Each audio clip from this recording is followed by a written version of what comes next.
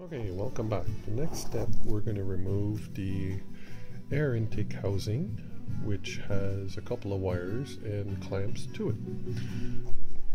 So this is where the air filter casing is, so we open this up. There's two vacuum lines, one here and one here, and a hose clamp, and this wire that needs to be removed. So hose clamp, intake hoses, wire, and this. Back in a bit. Okay, the next step will be to remove the engine serpentine belt by loosening the belt tensioner, which is loosened with a 1/2 inch either ratchet or pry bar. It's down below.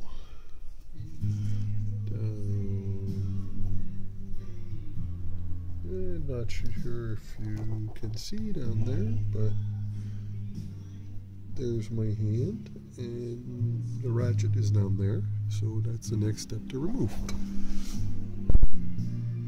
Okay, the belt has now been removed. It's no longer on the alternator. Not too sure if you can see my hand down here. Right down here. Okay. So the next step, we're going to remove the hose, the radiator hose, the top radiator hose for that matter.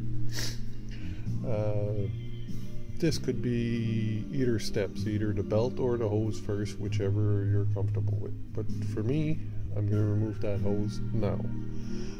Basically, you can use a pair of pliers or the proper tool to remove these, as they are pressure clamps.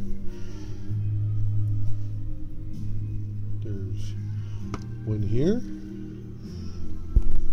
and one over here. I'll show you the tool in a second. Now, this ain't for everybody, but this is the tool that I use.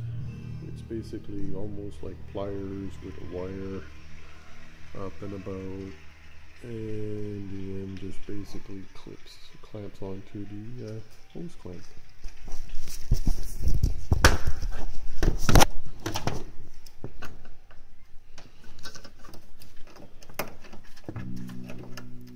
And like so. Back in a second once the clamps are removed.